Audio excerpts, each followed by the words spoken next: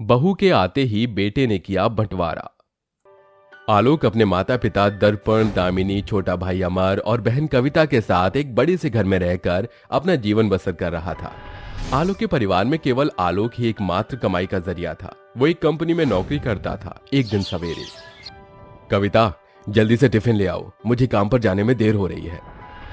भाई मुझे 5,000 रुपए दीजिए ना, आज मैं दोस्तों के साथ पिकनिक पर जा रहा हूँ। आलोक अपनी जेब से 5,000 रुपए निकालकर अपने छोटे भाई अमर को दे देता है। सच में आप बहुत अच्छे हो आलोक भाई, मैं जब भी आपसे पैसे मांगता हूँ आप बिना कुछ बोले पैसे दे देते हो। इतना कहकर अमर घर से चला जाता है। आलोक भैया मुझे भी पैसे चाहिए। कविता माँ से ले लेना। आलोक बेटा, इन लोगों को पैसे मत दिया करो। मैंने तुम्हें कितनी बार कहा है कि ये अमर को अपनी कंपनी में कोई काम में लगा दो, सारा दिन बस आवारागर्दी करता रहता है।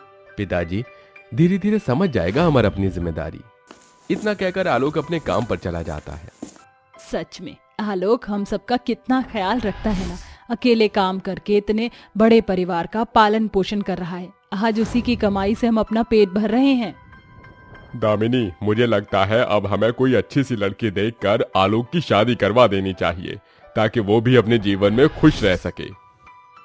हाँ आप सही कहते हो, मैं भी काफी दिनों से यही सोच रही हूँ।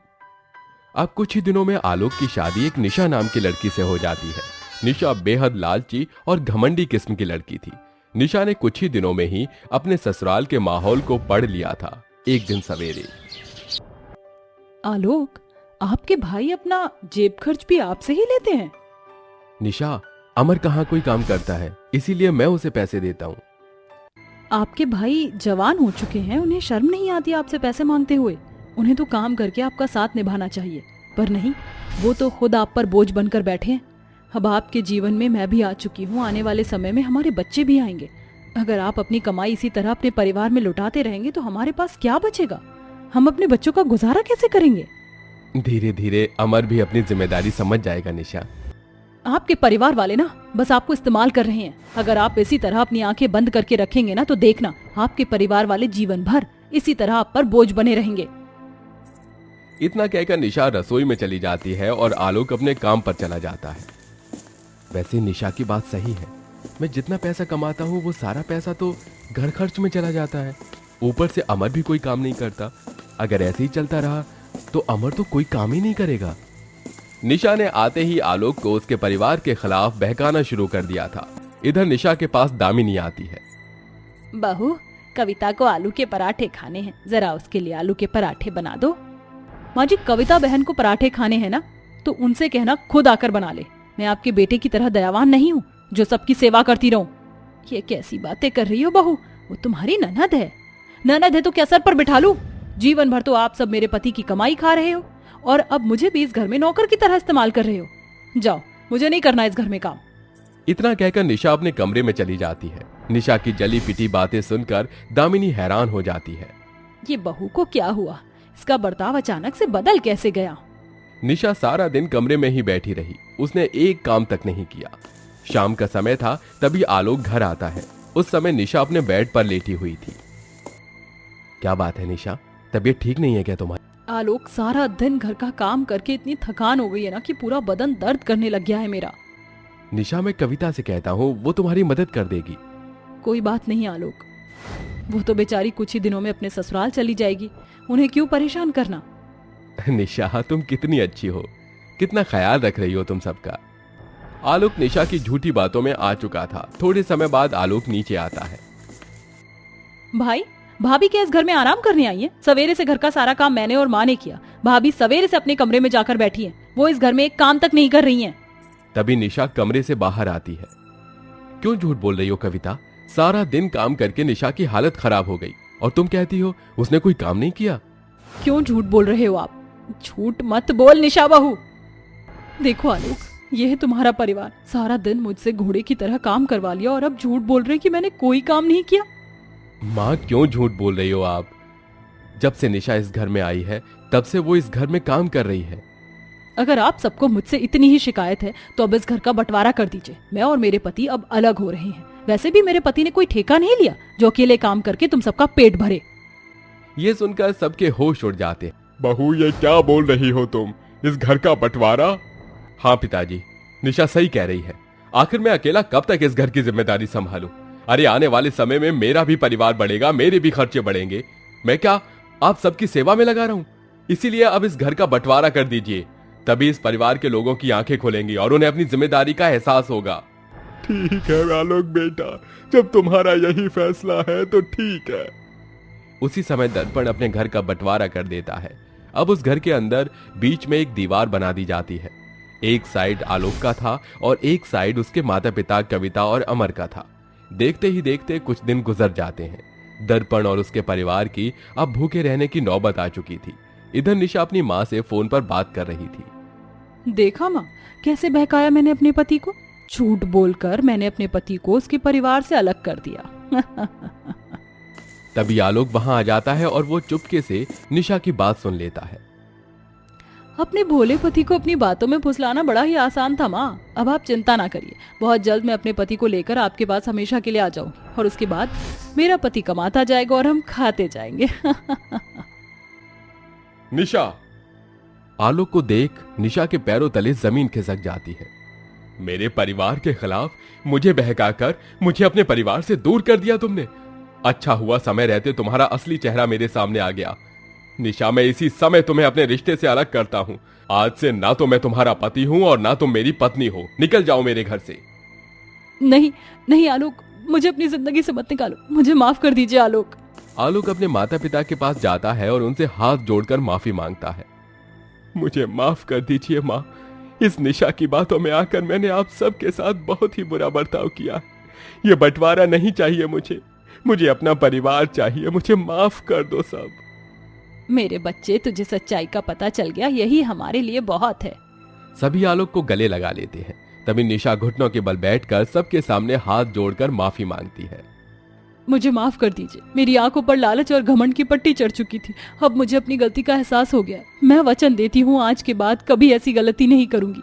मुझे माफ कर दो आलोक, मुझे अपना लो। मैं तुम्हारे बिना नहीं रह सकती आलोक। निकल जाओ यहाँ से निशा। आज के बाद तुम्हारा और मेरा कोई रिश्ता नहीं। नहीं आलोक बेटा, निशा बहू को माफ कर दे। जब तेरी गलती पर तुझे माफी मिल सकती है तो निशा बहू को क्यों नहीं? उसकी जिंदगी बर्बाद हो जाएगी बेटा। निशा बहू को माफ कर दे। दामिनी की बातें सुनकर निशा बहुत शर्मिंदा हो जाती है। उसके बाद सब निशा को माफ कर देते हैं। अब निशा अपने ससुराल में एक अच्छी बहू बनकर सबके साथ एक हंसता खेलता जीवन बसर करने लगती है।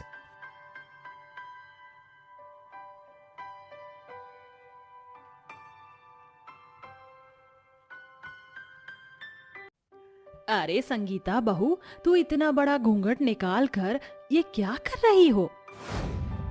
इस तरह अपनी 3 देवरानियों का गृह प्रवेश करोगी? अरे इतने लंबे घूंघट में काम कैसे होगा? अरे माँ जी, मेरी घूंघट की बात मत कीजिए। आप जानती हो मैं घूंघट में बहुत अच्छे से काम कर लेती हूँ। बहू, तेरी जुबान बहुत चलती है। जो तुझे कहा गया है उतना कर। ऐसा कहकर केसरी वहां से चली जाती है। उसके जाने के बाद उसकी दोनों बहू कहती हैं, आखिर हमारे घूंघट से माँ जी को दिक्कत क्या है? माँ जी को ऐसा लग रहा है जैसे हम किसी देवियों का स्वागत करने के लिए तैयारियां कर रहे हैं। देखो तो सही पूरे घर को किस तरह सजवाया गया है। अरे कोई बात नहीं, आने तो दो हमारी तीनों देवरानियों को।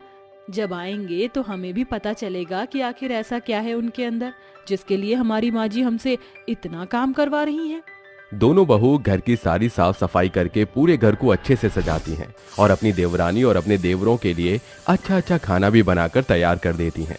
कुछ ही देर बाद उन दोनों के तीनों देवर दरवाजे पर अपनी पत्नियों के साथ आकर खड़े हो जाते हैं। अरे कहाँ हैं घर के सभी लोग? कोई दिखाई नहीं दे रहा है। अरे घर तो बहुत अच्छे से सजाया है, लेकिन हमारा स्वागत करने के लिए कोई खड़ा ही नहीं है। माँ, माँ, कहाँ पर हो आप? देखो हम आपकी तीनों बहुओं के साथ घर आए हैं। अपनी तीनों बेटों की आवाज सुनते ही केसरी दरवाजे पर आती है और अपने बेटों को देखकर बहुत खुश होती है। वहीं उसकी दोनों बड़ी बहू भी लंबा सा घूंघट करके आ जाती हैं, लेकिन जैसे ही वो दोनों अपने घूंघट में से अपनी देवरानी को देखती हैं तो देखते ही वो हैरान रह जाती हैं। ये मैं क्या देख रही हूँ? कहीं मुझे दिन में कोई सपने तो नहीं आ रहे हैं? बाप रे बाप, आखिर ये इन तीनों ने पहना क्या है? ऐसा लग रहा है जैसे दर्जी की दुकान से बची हुई कतरन उठाकर अपने शरीर के ऊपर नीचे ढक लिया हो।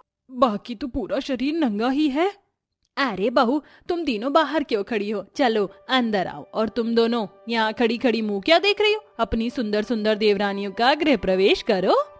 केसरी को अपनी मॉडर्न बहू बहुत पसंद आती है, जिसके चलते वो अपनी दोनों बड़ी बहुओं से उनका गृह प्रवेश करवाती है।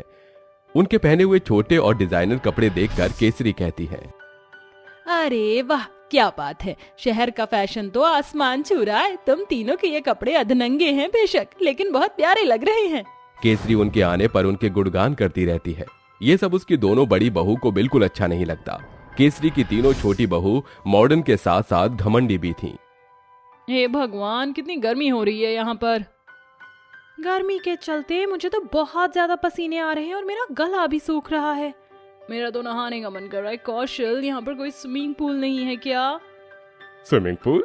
अरे डार्लिंग, ये तो गांव है, गांव में स्विमिंग पूल कहाँ से आएगा? तभी शिवानिया और संगीता मन ही मन मुस्कुराने लगती हैं। क्या हुआ बहू, तुम दोनों इतना मुस्कुरा क्यों रही हो? कुछ नहीं माँ जी, आपकी तीनों मॉडल बहू ने जब स्विमिंग पूल का नाम लिया तो मुझे अपनी नदी याद आ गई।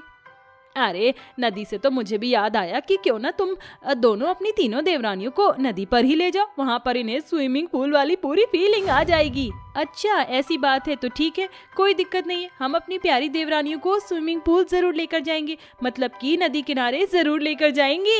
शिवन्या ऐसा कहने के बाद संगीता के साथ मिलकर अपनी तीनों देवरानियों को नदी किनारे ले जाती है, जिसे देखकर वो तीनों कहती हैं, तुम्हें क्या लगता है कि हम यहाँ सबके सामने खुले में नहाएंगे? अरे इस खुलेआम नहाना मुझे बिल्कुल ठीक नहीं लगता। अगर कोई हमें देखेगा तो क्या सोचेगा? तभी संगीता और शिवन्या अपना घूंघट ऊपर करती हैं और कहती हैं, गांव के सभी मर्दों को ये पता है कि ये नदी केवल हमारी है और इस नदी में हम दोनों ही नहाने आती हैं। ये हमारी पुश्तैनी जमीन पर है।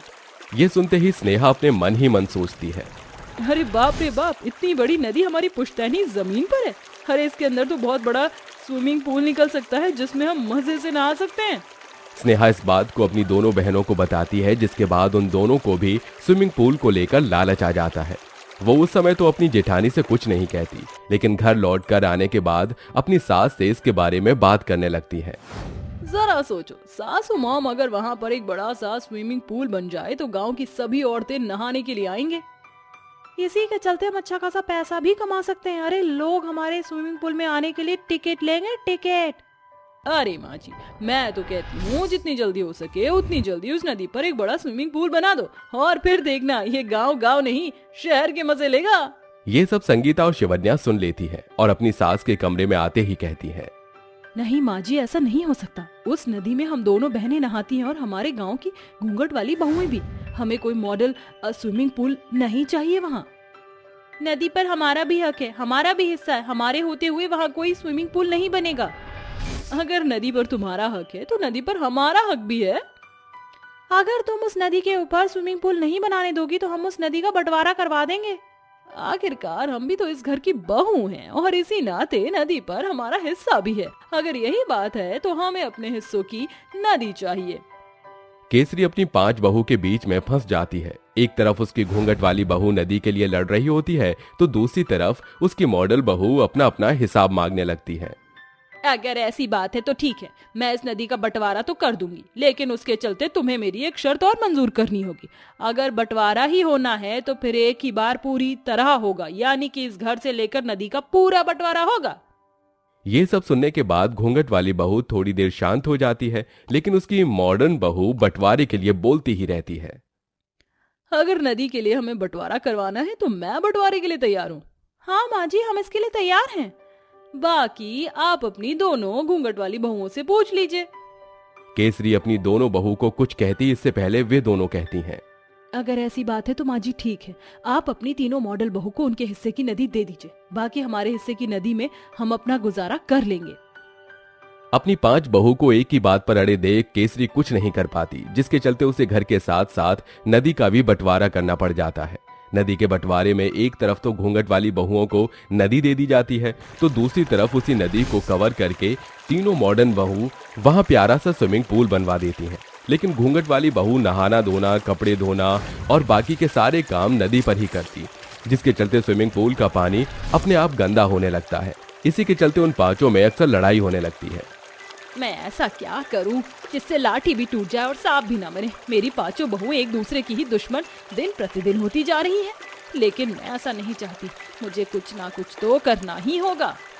केसरी शहर से शिकारी मछली मंगवा कर नदी में छोड़ देती है, जिसके चलते पानी के बहाव से वो स्विमिंग पूल और नदी दोनों तरफ रहती है और लोगों को काटना शुरू कर देती है। ये सब देख वो पांचों मिलकर एक एक करके उन मछलियों को पकड़कर बंद करती हैं, जिसके चलते उन पांचों को एक दूसरे की मदद का एहसास मिलता है। अगर तुम दोनों ना होती तो हम तीनों तो इन मछलियों को पकड़ ही नहीं पाते। तुम्हारा बहुत शुक्रिया। अरे देवरानी जी, ये तो हमारा फर्ज है। हम तीनों बहनों की वजह से ही ये सब हुआ। हमें जिद नहीं करनी चाहिए थी। ये बंटवारा बकवास था। यहाँ तो नदी ही होनी चाहिए थी। उर्वशी की बात उसकी दोनों बहनें मान लेती हैं, जिसके बाद वहां से स्विमिंग पूल को हटाकर नदी को दोबारा से पहले जैसा बना दिया जाता है और घर का बंटवारा भी हटा दिया जाता है, जिसके चलते वो पांचों बहू एक साथ खुशी खुशी रहने लगती हैं।